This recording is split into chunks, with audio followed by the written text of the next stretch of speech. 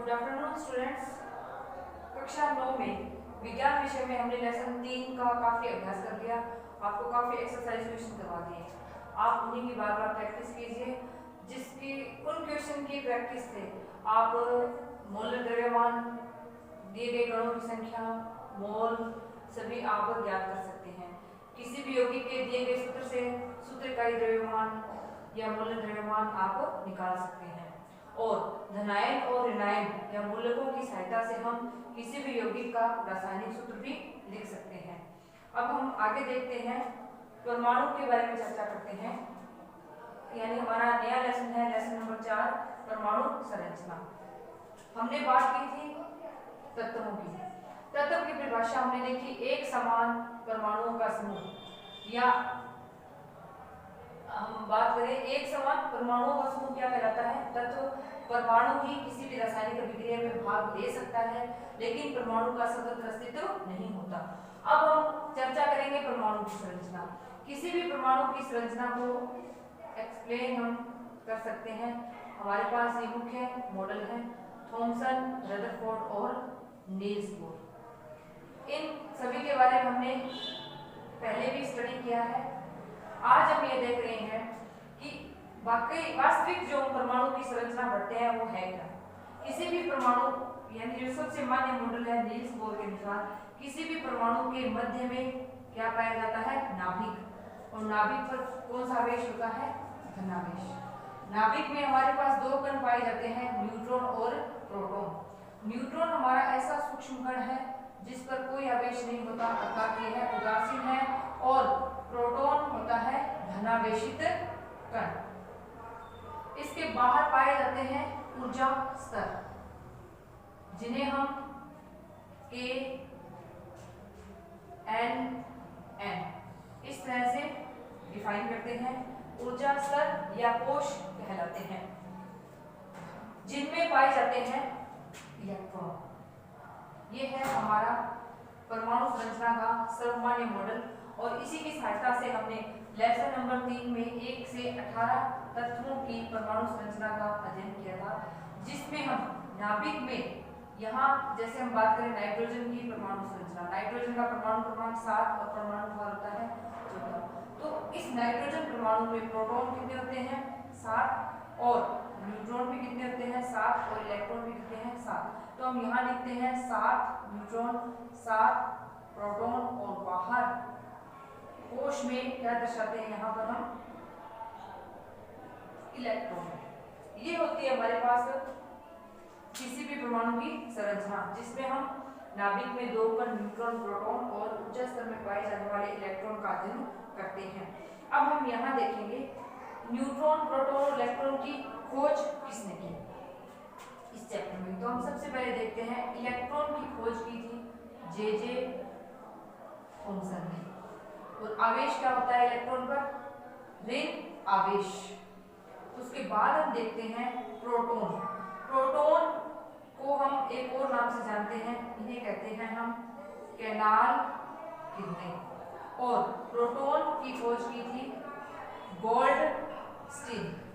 और आवेश होता है धन आवेश।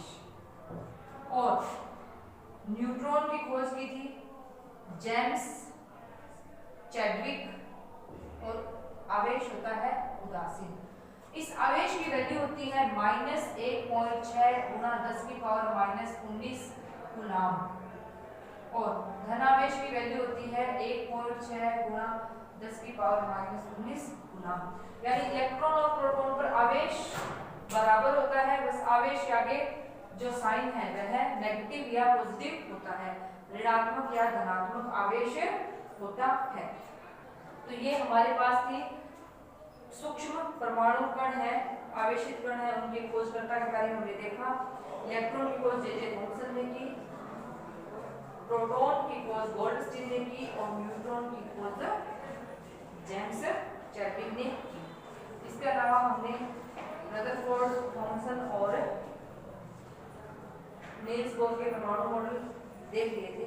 उसके बाद हम देखेंगे अब आगे आज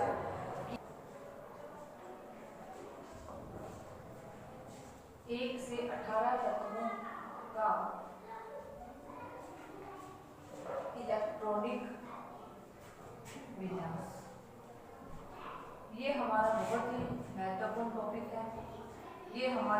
10वीं क्लास में भी बहुत अधिक काम में आने वाला है। सबसे पहले हम देखते हैं हमारा परमाणु क्रमांक है 1, तत्व है हाइड्रोजन। इलेक्ट्रॉनिक विन्यास के लिए हमारे पास K, L और M, इनमें हम इलेक्ट्रॉन फिल करेंगे। हम जानते हैं K के लिए N की वैल्यू होती है 1 और अधिकतम इलेक्ट्रॉन संख्या का होता है फॉर्मूला 2n²। तो K में अधिकतम इलेक्ट्रॉन आते हैं 2 इलेक्ट्रॉन।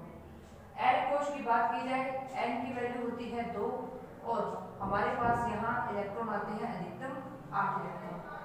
M के लिए N की वैल्यू है यहाँ 3 और हमारे पास अधिकतम इलेक्ट्रॉन आते हैं 18। इस प्रकार अब हम देखते हैं हमें K, L, M में तत्वों का इलेक्ट्रॉनिक विन्यास देखना है।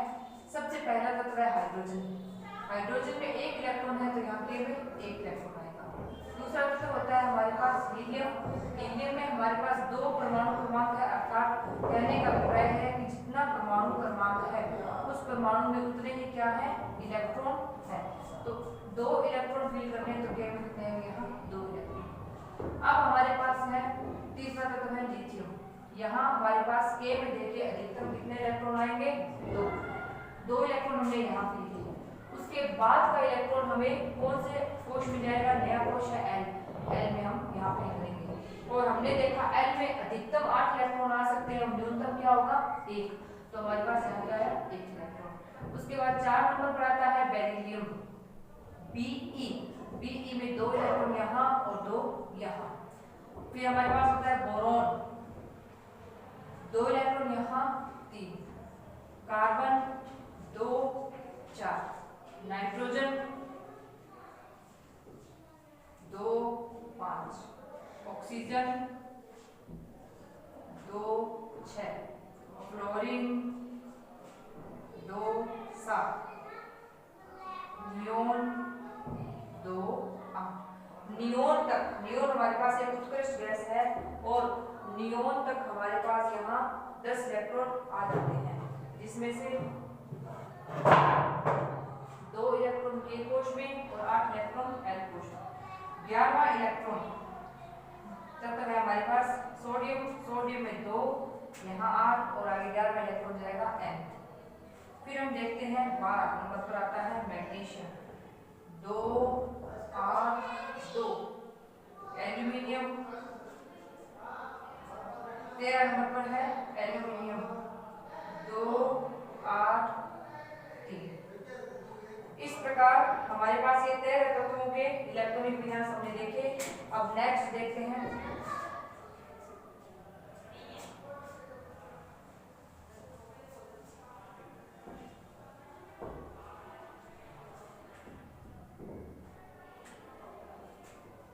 चौदह नंबर पर है हमारे पास सिलिकॉन 2 8 4, 15 नंबर पर फास्फोरस 2 8 5, 16 नंबर पर सल्फर 2 8 6, 17 नंबर पर क्लोरीन 2 8 7, 18 नंबर पर आर्गन 2 8 8।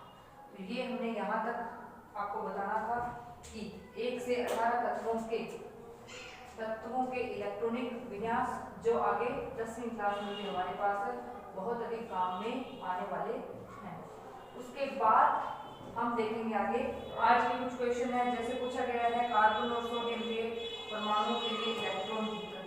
तो ये इलेक्ट्रॉन वितरण बताने के लिए कार्बन और सोडियम का पूछा। तो ये है कार्बन आपके सामने, इलेक्ट्रॉन वितरण K कोश में हमारे पास कितने इलेक्ट्रॉन आएंगे 2, L में कितने आएंगे 4। उसके बाद पूछा गया है सोडियम, तो यहाँ 2 8 और 1। तो इस प्रकार से हम यहाँ किसी भी तत्व का इलेक्ट्रॉनिक वितरण आसानी से बता सकते हैं और इस टॉपिक से एक प्रश्न हमारे पास 10वीं क्लास में भी आने वाला है। यही सेम टेबल या सेम कंसेप्ट हमारा 10वीं क्लास में भी है। उसके बाद नेक्स्ट क्वेश्चन पूछा गया है क्लोरीन सल्फर और मैग्नीशियम की परमाणु संख्या से आप इनकी संयोजकता कैसे निकाल सकते हैं। संयोजकता के लिए हमारे पास यहाँ ये कंसेप्ट है कि हम जब भी तत्वों का इलेक्ट्रॉनिक विन्यास देखते हैं तो इन तत्वों का जो बाहरी आखिरी कोश है, जैसे K L M तक हमने बात की या हमारे पास N हो, यानी आखिरी इलेक्ट्रॉन जिस कोश में भरा जाता है वो किसी भी तत्व के लिए बाहरी कोश या संयोजकता कोश माना जाता है। यानी जिस कोश में तत्व का आखिरी लास्ट इलेक्ट्रॉन भरा जाता है। तो ये हमारे पास M है, इन तत्वों के लिए क्या है, संयोजकता कोश कहलाता है। संयोजकता कोश में हम इलेक्ट्रॉनों की संख्या देखते हैं और इसी से हम संयोजकता निकाल सकते हैं। जैसे सोडियम के बाहरी कोश में ये विन्यास है 2 8 1, बाहरी कोश में एक इलेक्ट्रॉन है, यह एक इलेक्ट्रॉन को आसानी से त्याग कर क्या बनाता है, सोडियम धनायन, और विन्यास हो जाता है 2 8। अर्थात सोडियम अपना स्थायित्व प्राप्त करने के लिए एक इलेक्ट्रॉन आसानी से त्याग देता है। इसी प्रकार बात की जाए मैग्नीशियम का विन्यास होता है 2 8 2, तो यह बाहरी कोश में उपस्थित 2 इलेक्ट्रॉनों को आसानी से त्याग कर अपना स्थायित्व प्राप्त करता है। इसीलिए हमने देखा मैग्नीशियम पर होता है +2 आवेश। इसी प्रकार एल्यूमिनियम 3 इलेक्ट्रॉन त्यागता है, तो यहाँ होता है Al+3। नेक्स्ट सिलिकॉन की बात की जाए तो यहाँ अब 4 इलेक्ट्रॉन त्यागे या 4 इलेक्ट्रॉन ग्रहण करें। तो हम देखें तो यहाँ सिलिकॉन +4 ऑक्सीकरण अवस्था दर्शाता है, लेकिन यहाँ से यौगिक कौन सा बंध बनाते हैं, सह संयोजी बंध बनाते हैं, और ये 4 इलेक्ट्रॉनों का साझा भी करते हैं, जो जिससे अपना यह स्थायित्व प्राप्त करते हैं। उसके बाद जो ये तत्व है 15 से लेकर 18 वर्ग तक, ये तत्व क्या करते हैं, इनकी हम संयोजकता निकालते हैं कि 8 में से इनके बाहरी कोश के इलेक्ट्रॉनों को माइनस करने के बाद जो वैल्यू आएगी वह इनकी संयोजकता कहलाती है। बाहरी कोश में 5 इलेक्ट्रॉन है, 8 में से जब हम माइनस करेंगे तो यहाँ कितने हो जाएंगे, 3, तो इसकी संयोजकता कितनी होगी, यहाँ पर 3। इसी प्रकार सल्फर की 8 - 6 से कितने हो जाएंगे, 2, 8 - 7 से कितने हो जाएंगी, 1। तो इस प्रकार क्लोरीन, सल्फर और मैग्नीशियम की संयोजकता दर्शाने के लिए हम क्लोरीन और सल्फर के लिए 8 में से बाहरी कोश के इलेक्ट्रॉनों की संख्या माइनस करते हैं, तो हमारे पास यहाँ संयोजकता आ जाती है। तो ये था हमारा क्वेश्चन कि हमें क्लोरीन, सल्फर और मैग्नीशियम की संयोजकता निकालनी है। तो इस प्रकार से हम संयोजकता इलेक्ट्रॉनों से संयोजकता किसी भी तत्व का निकाल सकते हैं। और संयोजकता इलेक्ट्रॉन होते क्या है कि जब भी हम किसी तत्व का इलेक्ट्रॉनिक विन्यास लिखते हैं, उस इलेक्ट्रॉनिक विन्यास में जो बाहरी कोश का इलेक्ट्रॉनिक विन्यास है या जो संयोजकता कोश है उसे बाहरी कोश ही माना जाता है, और बाहरी कोश के इलेक्ट्रॉनों को 8 में से माइनस कर दिया, संयोजकता कोश के इलेक्ट्रॉनों को 8 में से माइनस कर हम किसी भी तत्व की संयोजकता का निर्धारण कर सकते हैं। और यह तत्व परमाणु क्रमांक 15 के बाद ही आने चाहिए, क्योंकि उससे जो पहले के तत्व है वे तत्व अपने संयोजकता कोश के इलेक्ट्रॉनों का त्याग कर स्थायित्व ग्रहण करने के लिए उन्हें ही संयोजकता दर्शाते हैं। उसके बाद अगला प्रश्न है, यदि किसी परमाणु में इलेक्ट्रॉनों की संख्या 8 है और प्रोटॉनों की संख्या भी 8 है, तब परमाणु की परमाणु संख्या या परमाणु क्रमांक क्या होगा और परमाणु का क्या आवेश है। इन्होंने कहा है इलेक्ट्रॉन संख्या 8 है और प्रोटॉन संख्या भी 8 है, तो परमाणु का परमाणु क्रमांक क्या होगा विद्यार्थियों, 8 ही होगा, क्योंकि हम जानते हैं कि किसी भी तत्व में इलेक्ट्रॉन संख्या और प्रोटॉन संख्या हमेशा बराबर रहती है जब तक कि उस पर कोई आवेश न आ जाए। इसीलिए इसकी परमाणु संख्या या परमाणु क्रमांक कितना होगा, 8 ही होगा। उसके बाद भी पूछा गया है कि उसका आवेश क्या होगा जब इसकी परमाणु संख्या में इलेक्ट्रॉन संख्या और प्रोटॉन संख्या दोनों ही क्या है, बराबर है, तो इसका आवेश है, इस पर कोई भी आवेश नहीं है, क्योंकि आवेश के लिए या तो ये इलेक्ट्रॉन ग्रहण करे या तो इलेक्ट्रॉन त्यागे। यानी अगर इलेक्ट्रॉनों की संख्या और प्रोटॉन की संख्या में डिफरेंस होता तो हम यहाँ आवेश निकाल सकते थे। नेक्स्ट क्वेश्चन है, ऑक्सीजन और सल्फर परमाणु की द्रव्यमान संख्या ज्ञात कीजिए।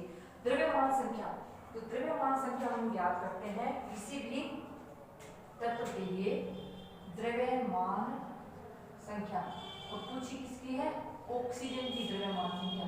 तो द्रव्यमान संख्या होती है ऑक्सीजन में पाए जाने वाले प्रोटॉन संख्या प्लस ऑक्सीजन में पाई जाने वाली न्यूट्रॉन संख्या। प्रोटॉन संख्या कितनी है, 8, और न्यूट्रॉन संख्या कितनी होती है, 8। तो ऑक्सीजन की द्रव्यमान संख्या कितनी है, 16। इसी प्रकार दूसरी हमसे किसकी पूछी गई है, सल्फर की। सल्फर में प्रोटॉन कितने होते हैं, 16, और सल्फर में न्यूट्रॉन भी कितने हैं, 16। तो ये हमारे पास कितने हो गए, 32 ग्राम सल्फर का परमाणु द्रव्यमान हो जाएगा। उससे आगे प्रश्न हमसे पूछा गया है कि हाइड्रोजन, ड्यूटेरियम और ट्राइटियम प्रत्येक में पाए जाने वाले 3 अपरमाणु कणों को सारणीबद्ध कीजिए। तो ये है हमारे पास 3 प्रकार के समस्थानिक। क्या है ये हमारे पास, समस्थानिक। और समस्थानिक की परिभाषा क्या होती है कि एक ही तत्व के भिन्न भिन्न परमाणु जिनके परमाणु क्रमांक एक समान लेकिन परमाणु भार भिन्न भिन्न हो, यह क्या कहलाता है, समस्थानिक। और समस्थानिकों में प्रोटॉन की संख्या समान होगी लेकिन न्यूट्रॉन की संख्या भिन्न होती है। तो यह हमारे सामने है हाइड्रोजन, ड्यूटेरियम और ट्राइटियम, जिसमें हम बड़ी आसानी से बता सकते हैं, क्योंकि हम जानते हैं हाइड्रोजन, ड्यूटेरियम और ट्राइटियम तीनों का परमाणु क्रमांक 1 है। तो तीनों में इलेक्ट्रॉन संख्या 1 1 1, तीनों में प्रोटॉन क्या होंगे, 1 1 और 1, जबकि न्यूट्रॉन संख्या हाइड्रोजन में होती है 0, ड्यूटेरियम में होती है 1 और ट्राइटियम में होती है 2। ये है हमारे पास हाइड्रोजन के तीनों समस्थानिक। नेक्स्ट क्वेश्चन है हमारे पास, समस्थानिक और समभारिक के लिए किसी एक युग्म का इलेक्ट्रॉनिक विन्यास दीजिए। तो समस्थानिक और समभारिक में हमारे पास इलेक्ट्रॉनिक विन्यास हम इस प्रकार से निकालते हैं। जैसे अगर हाइड्रोजन का इलेक्ट्रॉनिक विन्यास पूछे तो क्या लिखेंगे, Al में A में एक इलेक्ट्रॉन है। अगर हम समस्थानिक की बात करें क्लोरीन के, तो क्लोरीन का 17 और 35.5, इसी प्रकार यहाँ 18 और 35.5। इलेक्ट्रॉनिक विन्यास लिखना है तो KLM